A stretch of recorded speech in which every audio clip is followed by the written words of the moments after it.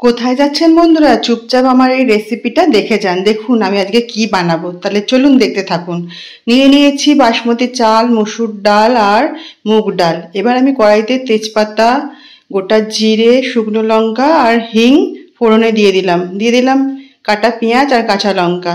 চাল ডাল সব একসাথে ধুয়ে নিয়েছি। এদিকে মশলার মধ্যে আমি নিয়েছি আদা রসুন পেস্ট, জিরে গুঁড়ো, ধনে গুঁড়ো, হলুদ, নুন, লঙ্কার গুঁড়ো, চিনি, সব কিছু আমি নিয়ে জল দিয়ে গুলে রাখলাম। এবার আমি কাটা আলুর টুকরো আমি দিয়ে ভালো করে ভেজে নিলাম। তারপরে সব মশলা ঢেলে দিলাম আর দিলাম কেটে রাখা টমেটো।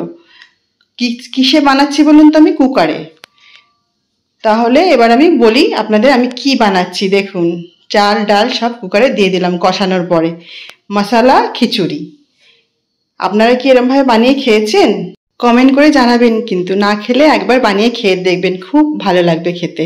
এবার আমি কষানোর পরে জল দিয়ে দিলাম আর এবার প্রেশার হয়ে গেল, নামিয়ে নিয়েছি, নিয়ে ভাজা মশলা দিয়ে দিলাম। তো আমার খিচুড়ি রেডি হয়ে গেল, মশলা খিচুড়ি।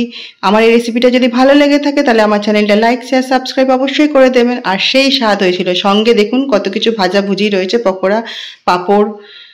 Tata, bye bye, thanks for watching.